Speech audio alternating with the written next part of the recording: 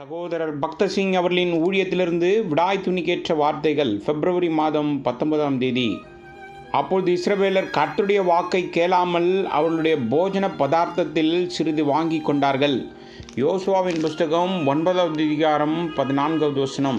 யோசுவாவும் இஸ்ரவேல் ஜனங்களும் தாழ்மையான மற்றும் பயந்த கிபியோனியர்களுடன் ஒப்பந்தம் செய்வதில் எந்த தீங்கும் இல்லை என்று நினைத்தார்கள். ஆகவே மன்றாடும் ஜனங்களிடம் கருணையும் அனுதாபத்தையும் காட்ட வேண்டும் என்ற விருப்பத்தில் தேவனை கலந்து ஆலோசிக்காமல் கிபியோனியர்களை அழிக்கக்கூடாது என்று உடன்படிக்கை செய்தார்கள். யோசுவாவும் இஸ்ரவேல் புத்திரரும் தேவனிடம் விசாரித்து கிபியோனியர்களை பற்றி அவருடைய சித்தத்தை அறிய தவறியது போல் நாமும் பெரும்பாலும் தேவனிடமிருந்து வழிகாட்டுதலை தேட தவறுகிறோம். கர்த்தரால் வழிநடத்தப்படுவது தேவனுடைய பிள்ளைகளுக்கு கிடைத்த பாக்கியமாகும். நான் உனக்கு போதித்து நீ நடக்க வேண்டிய வழியை உனக்கு காட்டுவேன். உன்மேல் என் கண்ணை வைத்து உனக்கு ஆலோசனை சொல்லுவேன். சங்கீதத்தின் புஸ்தகம் 32வது சங்கீதம் 8வது வசனம். இது நம் அனைவருக்கும் ஒரு கடுமையான எச்சரிக்கையாக இருக்கிறது. குடும்ப விஷயமாக இருந்தாலும் சரி, திருமணமாக இருந்தாலும் சரி, வேலையாக இருந்தாலும் சரி, எந்த முடிவையும் எடுப்பதற்கு முன் நமக்கு நஷ்டமும் அவமானமும் ஏற்படாமல் இருக்க ஆண்டவரிடம் வழிகாட்டுமாறு வேண்டிக் கொள்வோம். சிறிய காரியங்களுக்கும் தேவனிடம் செல்ல வேண்டுமா என்று சிலர் யோசிக்கலாம். கிபியோனியர்களை பற்றி யோசுவா நினைத்ததைப் போலவே இந்த சந்தேகத்திற்குரிய எண்ணமும் இருக்கிறது. தேவ ஜனங்களாகிய நாம் நமது உறவுகளாலும், நமது சொந்த சமூகத்தாலும், நமது நண்பர்களாலும், அண்டை வீட்டாராலும் அல்லது வேறு யாராலும் ஆளப்படக்கூடாது என்பதிலே எச்சரிக்கையாக இருக்க வேண்டும். தேவனுடைய வார்த்தையினாலும் பரிசுத்த ஆவியினாலும் தேவனுடைய சத்தத்தினாலும் மட்டுமே நாம் ஆளப்பட வேண்டும்.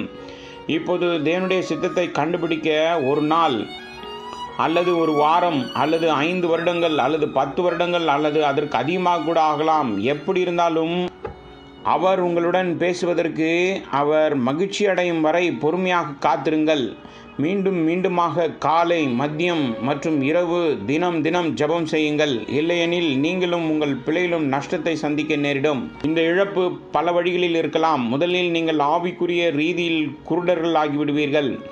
நீங்கள் தேவனுடைய வார்த்தையை புரிந்து கொள்ள முடியாத நிலையில் காணப்படுவீர்கள். நீங்கள் இனி ஜெபத்தையும் அனுபவிக்க முடியாது.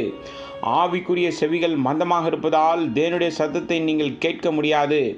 உங்கள் வாழ்க்கையில் எதிரிகள் மேலும் மேலுமாக வெற்றி பெறுவார்கள்.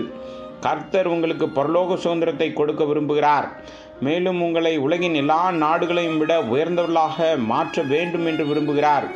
அவர் தன்னிடம் உள்ள அனைத்தையும், அவருடைய ராஜ்யம் மற்றும் அவரது அதிகாரத்தையும் உங்களுக்கு வழங்க விரும்புகிறார். இதனால்தான் சில நேரங்களில் அவர் உங்களை காத்திருக்க வைக்கிறார். நீங்கள் எல்லாவற்றையும் தேவனிடமிருந்து பெற விரும்பினால் எதிரிக்கு ஒரு குழம்பை கூட விட்டு செல்லாமல் இருக்க கற்றுக்கொள்ள வேண்டும். எல்லாவற்றிலும் நீங்கள் தேவனால் ஆளப்பட வேண்டும். தேவன் பலமுறை எச்சரித்தும் பல பெற்றோர்கள் ஏமாற்றப்பட்டு தங்கள் பிள்ளைகளின் எதிர்காலம் குறித்து தவறு செய்து வருவது வேதனையான காரியம். சில சமயங்களில் அவர்கள் தங்கள் மகள்களுக்கு வயதாகி விடுகிறது, யாரும் அவர்களை திருமணம் செய்து கொள்ள மாட்டார்கள் என்று பயப்படுகிறார்கள்.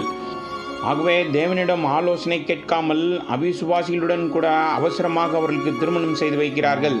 திருமணத்துக்கு பிறகு மகள்கள் தங்கள் கணவர்களை மனமாற்றலாம் என்று அவர்கள் வாதாடுகிறார்கள். இப்படி செய்தால் நீங்களும் உங்கள் குடும்பமும் பிள்ளைகளும் பல ஆண்டு காலம் துன்பப்பட்டு உங்களுக்கு பெரும் துன்பம் வரும் என்பதை வருத்தத்துடன் நாங்கள் எச்சரிக்கையாக தெரிவிக்கின்றோம்.